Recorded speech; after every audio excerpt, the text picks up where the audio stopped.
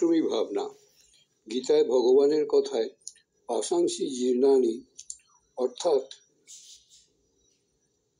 অর্থাৎ এই দেহ অনিত্য হওয়ায় একসময় এর বিনাশ অবশ্যম্ভাবী। ভগবান কোথাও ভাবকে অনিত্য বলে উল্লেখ করেননি, তাই বিশেষ কারণে এর পরিবর্তন হলো বিনাশ হয় না। স্বামীজির কথায় একমাত্র পূর্ণ জ্ঞানেই পূর্ণ মুক্তি হয়, তাই কাশীতে শিব জীবকে পূর্ণ মুক্তি দিতে পূর্ণ জ্ঞানও দান করেন। পূর্ণ জ্ঞান অর্থাৎ সচ্চিদানন্দ স্বরূপ হয়ে সচ্চিদানন্দ সাগরে মিশে যায়, একেই অদ্বৈত ভাব বলে। কিন্তু অদ্বৈত ভাবে চরম ভক্তি শ্রীরাধিকা গোপীভাবে কখনো পৌঁছানো সম্ভব নয়, সেটা সম্ভব একমাত্র দ্বৈতভাবেই। কিন্তু যখন শ্রীকৃষ্ণ ও জ্ঞানী শ্রেষ্ঠ উদ্ধব গোপীদের অদ্বৈত জ্ঞান দিয়ে পূর্ণ মুক্তি দিতে চাইলেন, তখন গোপীরা একসাথে অতি তুচ্ছাতি তুচ্ছ ভাবে পূর্ণ মুক্তিকে অর্থাৎ অদ্বৈত ভাব নিতে অস্বীকার করে তাদেরকে ফিরিয়ে দিলেন।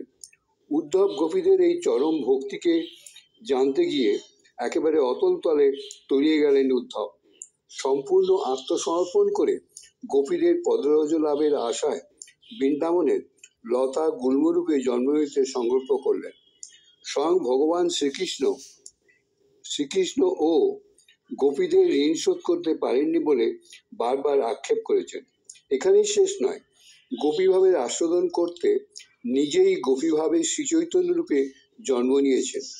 এর পরের ইতিহাস তো তার অন্তরঙ্গ পার্শ্বদের কাছেই জানা।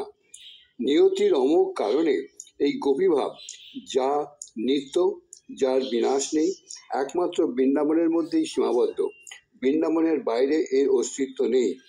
তাই 600 বছর আগে শ্রীচৈতন্য অবতারে গোপীভাব আস্বাদন করতে শ্রীবৃন্দাবনেই আসতে হয়েছিল।